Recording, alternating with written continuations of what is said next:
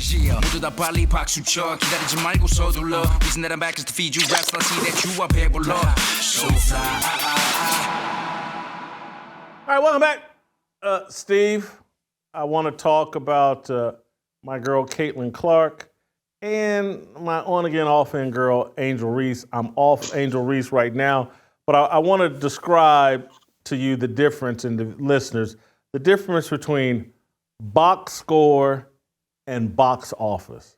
And this is a very important distinction as it relates to the WNBA. The WNBA has a problem with box office. They want to focus everyone's attention on box score because they don't like the person who's bringing the box office, who's actually bringing the crowd, selling tickets, driving television ratings. Caitlin Clark is box office.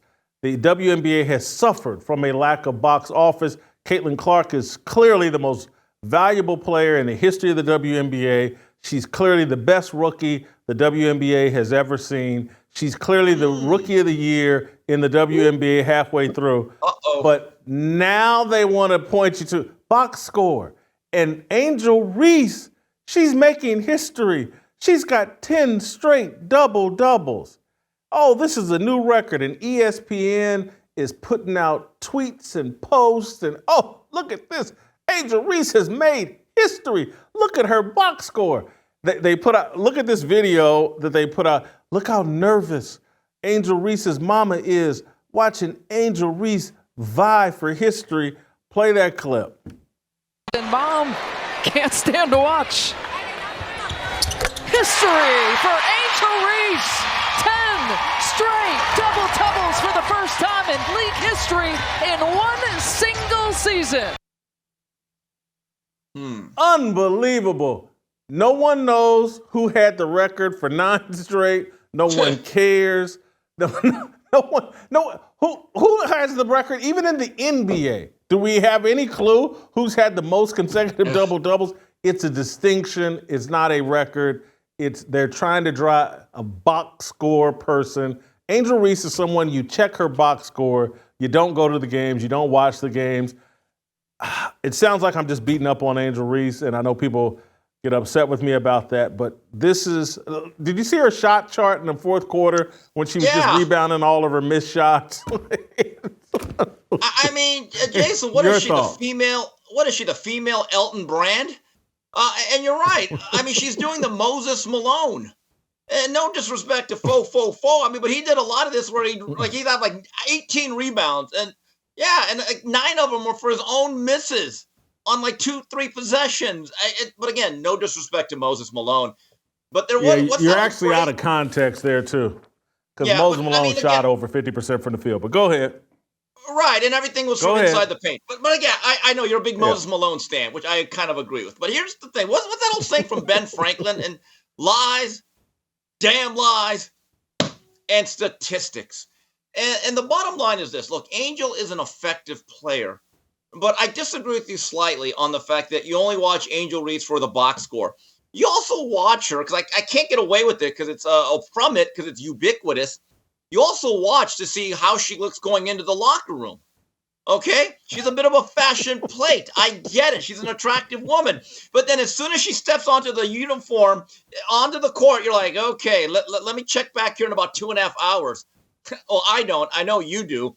But Caitlin Clark has a game that the greatest compliment I can give it is it looks like a guy. It looks like a man's game. The quick dribble, the speed, the decisions, the vision, the passing to Edwina Scissorhands. They drop at least 4 or 5 assists a game as she's dropping more dimes than a vending machine. And Jason, you said something at the beginning. I don't know if you're gaslighting. You're kind of good at it. Did you already chisel in the name of Caitlin Clark for the Rookie of the Year trophy? Because, Jason, what we're talking about here plays into what I'm going to bring up. This Rookie of the Year race, if you want to call it that, it'll be more contentious than the election in November. I know what they're doing here with all this double-double talk. The only time I talk about double-doubles when I'm at In-N-Out, okay? But the fact that they're doing this leads me to believe that there is an agenda to make sure that the CNC Shot Factory does not get that award. Making sure you have fruits and vegetables in your diet is important for maintaining a healthy diet, but it can also be difficult, especially if you're busy. The average person doesn't even eat half the recommended servings in a day. That's a huge gap in nutrition. And inflation has seriously increased the cost of fruits and vegetables.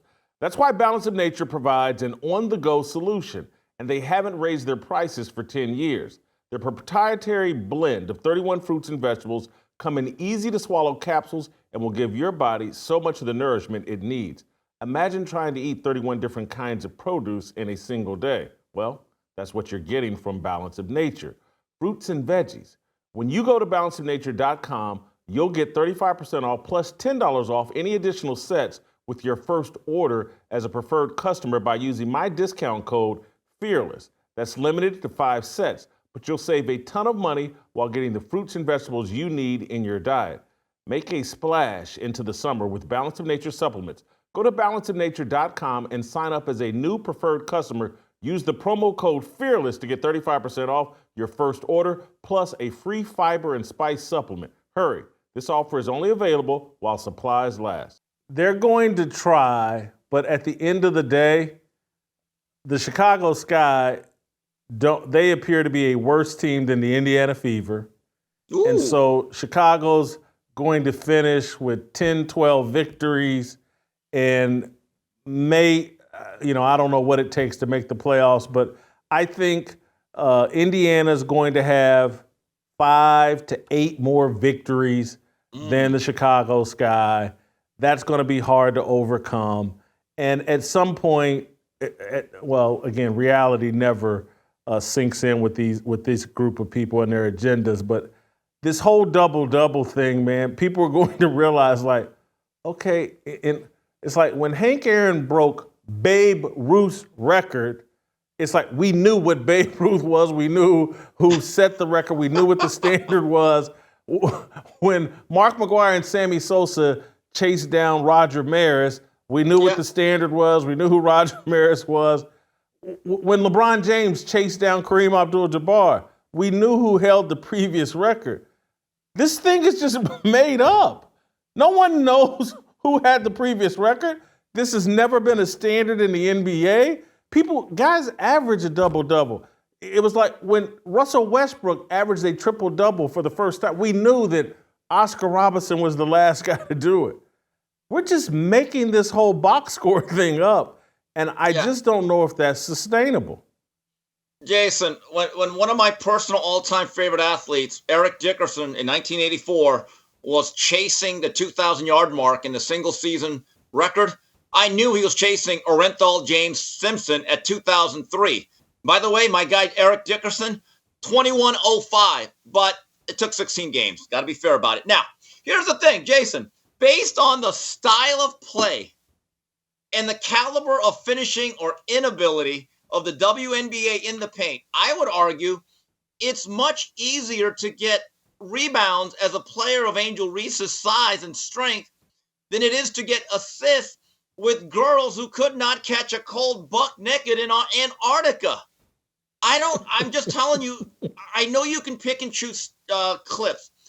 I see so many things on Twitter where Caitlin Clark will take 2 dribbles and just shoot a pass. I mean, down the court, setting up layups. And unless that ball is handed to these young ladies' hands, they're just dropping them all over. Now, look, I don't think that they're doing it on purpose. Let's get that out of the way. I just think they're that uncoordinated and that unathletic. And I really think that Caitlin Clark's numbers to a certain degree are actually underrated based on, number one, her style of play, the fact she doesn't get the ball, she doesn't get a lot of support, the coaching's been bad. And these girls, as I said, are Edina Scissorhands. They cannot catch the ball consistently. I've actually moved off of criticizing her teammates as much because, and obviously I'm a Caitlin Clark groupie, but Caitlin Clark has to develop something other than the 27-footer because she nearly shot them out of yesterday's game in terms of her scoring droughts are very problematic, and it's because she's limited offensively to that 27-footer. and point-blank layups. She's got to develop the rest of her game. To me, the passing, she almost had a triple-double yesterday. She's clearly the rookie of the year. She's clearly the best rookie we've ever seen in the WNBA. But there's some holes in her game. Yeah, wow. There's some holes in her game. Yeah, look, Steve. Ever? There's one thing the WNBA has needed: box office. I don't care if Asia Wilson or Lynette Woodard or whoever from the past put up better numbers or whatever. The only numbers that count is them sellout crowds everywhere, the TV ratings.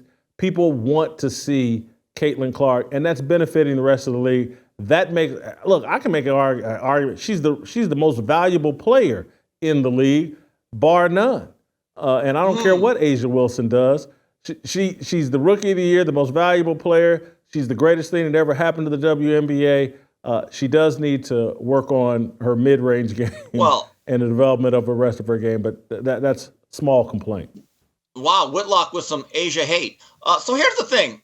You said something I hadn't thought about.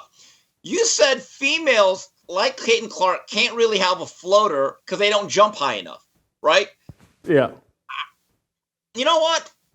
So I'm going to go back to Mark Jackson, who couldn't jump over a stack of encyclopedias, like one of them. He had a bit of a floater. He had the teardrop. Now, I do think that you're right. You can't just have a game that has a Grand Canyon-sized gap where it's either going to be a long three-pointer or something at the rim. Look, anybody can shoot a fundamentally sound pull-up. Now, I know in basketball, with all the analytics, with all these people that never play the game, they don't like the two-point bucket. Never mind, most of your shots still should kind of be there. I believe that in this particular instance, number one, Caitlin Clark, for the fact she got no rest like the rest of these rookies, she coming in without an Olympic berth, she has a full off season to work on certain things like the mid-range game, but just a fundamentally sound pull-up and actually having a coach that's going to run stuff for her, that's going to accentuate her game. I'm actually interested to see how she will develop in year number 2. Obviously, I'm interested in that as well. I'm also interested in ending this conversation with you, Steve. Thank you so much. Great job as always. We'll see you next time. Like what you saw? Hit that like button, subscribe, and check out the full episode by clicking the link below.